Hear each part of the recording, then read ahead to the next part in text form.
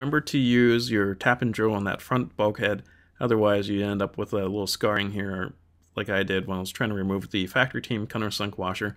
Now we're going to go ahead and install the front arms, and I'm going to use the carbon factory team A-arms. So pretty much it's going to be a pretty decent fit.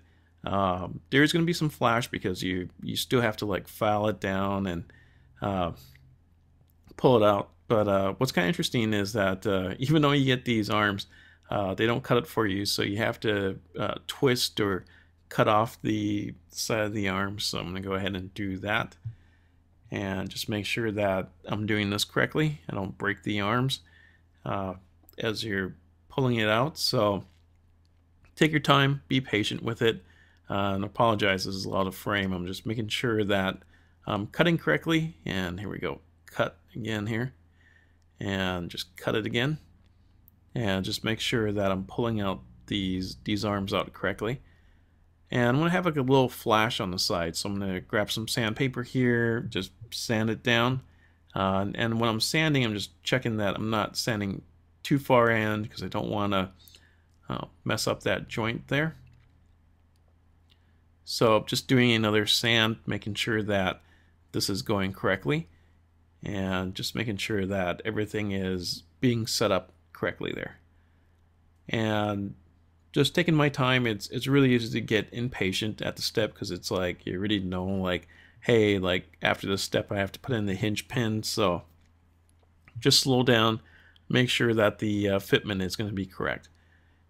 And pretty much I'm just going to check the fit on here, and if it doesn't fit too well, that means I have to do some more sanding, and it looks like it's going to be pretty good. So next step is going to be just putting on the hinge pin. So it's going to show you how this is going to fit, and what I'm just checking to make sure is that I could actually flex the arm up and down so that nothing is really obstructing it, and it looks like the fit is going to be pretty good. So now what I'm going to do is just get the hinge pin and start threading it through here. So you just move the hinge pin and just push it through here, and pretty much this should work out pretty well. I'm just going to push it in here. And so it's just getting the matter of getting the hinge pin to align correctly and being able to push this through. And I'm just going to, sorry about being out of frame here, it's just it's difficult to get the hinge pin to align and shoot the video at the same time. But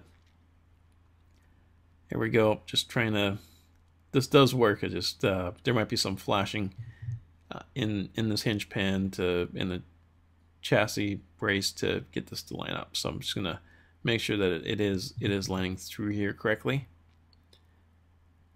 and looks like everything should be working. So my alignment is off a little bit, otherwise it should just slide in. Oh, it just fell apart. So you could watch like how clumsy I am here, but I'm gonna try to get this part in here. Oh, it's like torture. Once again, I just want to stress that you should get enough sleep when you're doing this, so that if parts are kind of frustrating, you're not totally frustrated by it. Building out this should be fun. It does take a little bit of patience, so just want to stress that you should have fun, even though parts of it could be a little frustrating. Just take your time with the build. All right, so just going to thread this part in, just taking my time to making sure that this part is threading in correctly. There we are. And I'm still not having a whole lot of luck really aligning this part. Just going to take my time. Whoops, and then ended up falling down. All right, I finally took some needle nose pliers here, and this time, instead of relying on my hands to push it, I'm going to use the other hands to guide it, and then use the other set of hands to kind of push straight in, and that has done the job. So that is awesome. Looks like everything is going in okay. And then I'm going to go ahead and put in the screw there that's going to hold that hinge pin in. So pretty much everything is looking pretty good. It's holding in there pretty well. And you see that little hole, that's actually where the screw is actually going to go in. It's a real tiny little screw. And I'm just going to go ahead and put that on top there. Whoops, I've already been dropping the screw. I'm not having much luck putting on this arm on here. But just so you know, just be patient. Just let that kind of slide in there. Keep dropping it. Thank God I have the magnetic deck there so that everything is going to stay in place. And looks like my my Weehaw hex wrench is magnetized now because it's been on the hex deck for a little bit. So I'm going to go ahead and take advantage of this Weehaw hex wrench being magnetized and try to balance it on the tip of it. There we go. And I'm going to go ahead and try this again. And pretty much I'm just going to go ahead and try to get this balancing right on the edge of it and try to get it sunk in there. So it's always like these little tight-fitting components that always seem to give you or maybe not you, but at least me, it gives me the most trouble. So I'm just going to revert back to I've reverted back to the stock hex Allen wrench because I realized like I didn't have the correct size of wrench either in the hoodie or the Weehaw just yet. But I do have this tool, so I'm going to go ahead and use that. I guess the reason why I haven't purchased this particular wrench is because it wasn't something that I kind of constantly working day in and day out with, so I have yet to get that wrench yet. But I'm going to go ahead and just push this in, and if I do any more of these A-arms, I'm definitely going to get a specialized tool for this size of hex Allen screw. So I'm going to go ahead and just twist this by hand. It feels like torture after using the Weehaw and hoodie hex Allen wrenches, but pretty much it's working. There we go.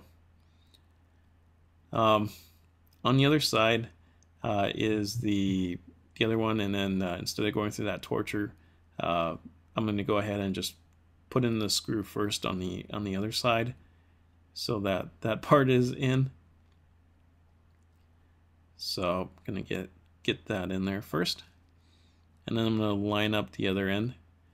And so this side should go quicker because I've made every possible mistake on the right side. So this left arm is going to go on much quicker, hopefully.